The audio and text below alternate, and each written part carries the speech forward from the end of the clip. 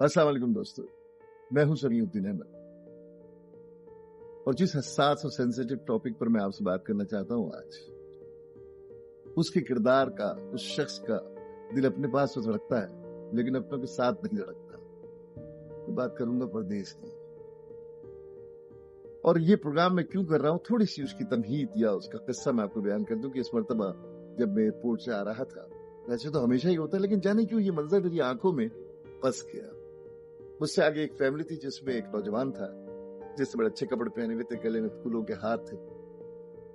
उसके एक हाथ को उसकी एक बेटी और बेटे ने मजबूती से थामा हुआ था, सीने से मां लगी थी, पीछे वालिद खड़े थे और दूसरे हाथ से उसने अपनी बीवी को समेटा हुआ था। उस शदीद शोर और भीड़ में भी ऐसा लग रहा था कि वो जो सीन है उसमें मुकम्मल सन्नाटा है। फिर अचानक उसमें से एक आवाज गूंजी। इसके वालिद बोले, बेटा वहां पहुंचकर फोन जरूर करना। फिर माँ की आवाज है, बेटा तेरा अल्लाह ने कहवा। बीवी और बच्चे बड़ी मुश्किल से उसका हाथ छोड़ पाए क्योंकि आगे सिक्योरिटी वाले ने इशारा किया तशरीफ लाइए। वो करीब गया, उसने पासपोर्ट दिया, उसने डॉक्यूमेंट्स देखे और फिर उसने इशारा किया कि आप जा सकते हैं। उस शख्स ने एक मतलब पलट कर अपने खानदान को देखा। मैं दरमियान से थोड़ा साइड हो गया। आप यकीन करिए कि मुझे ऐसा लगा जैसे वो आंखों ही आंखों में ये तमन्ना कर रहा है, ये ख्वाहिश कर रहा है, गुजारिश कर रहा है कि आप मुझसे कोई मुझे रोक ले, कोई कह दे कि तुम न जाओ। लेकिन ऐसा होता कहाँ है। सिक्योरिटी गार्ड ने उससे एक मरतबा फिर कहा कि तुम चलो, क्योंकि उसके बाद मेरा नंबर था। इससे मेरा पासपोर्ट लिया, मैं आगे गया, वो मुझसे आगे था। अब हमारे दरमियान में शीशे की दीवार थी। मुझे अंदाजा था कि वो जिस गम से गुजर रहा है उसे किसी कंधे की जरूरत है। मैंने उसके कंधे पर हाथ रखा। न वो मुझे जानता था न पहचानता था, लेकिन आप हैरान होंगे कि उसने अपना सर मेरे कंधे पर टेक दिया और फिर वो बेख्तियार रोक रहा। दोस्तों, बड़ा अजीब होता है वो लम्हा, बड़ा मुश्किल, जब एक शख्स अपने मुल्क, अपने शहर, अपने घर, अपनी गलियों का शोर छोड़कर एक अजनबी शहर में अजनबी शहरों के दरमियान उतरता है।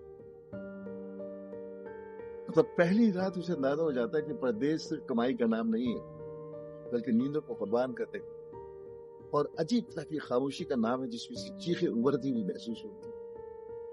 कमरे की छत, लाइट्स, सब कुछ वही होता है, लेकिन बाहर से आने वाली आवाजें मुख्तलिफ होती हैं और हत्ता ये कि खिड़की से आने वाली हवा भी मुख्तलिफ होती है। तब उसे एहसास होता है कि जिंदगी में वो क्या छोड़ आया और वो किस तरह से इस नई दुनिया में अपने आप को आबाद कर रहे हैं। लेकिन वो ऐसा करता है। आम तासुर ये होता है कि परदेश में रहने वाले बहुत पैसे कमाते हैं, लेकिन कोई ये नहीं जानता कि वो कैसे रहते हैं, क्या खाते हैं, कहाँ सोते हैं, कैसे जीते हैं। और ये जो महीने के आखिर में पैसा वो हासिल करते हैं या दौलत वो हासिल करते हैं, उसके लिए उन्हें अपना कितना खून, अपनी कितनी नींदें, कितनी ख्वाहिशात को कुर्बान करना होता है और तब जाकर वो अपनों के लिए कुछ कर पाते हैं। शायद इसीलिए कहते हैं कि परदेश में रहने वाला अपने लिए नहीं बल्कि अपने खानदान के लिए चीजा। दोस्तों, परदेश जिंदगी का रास्ता जरूर है लेकिन मंजिल नहीं है।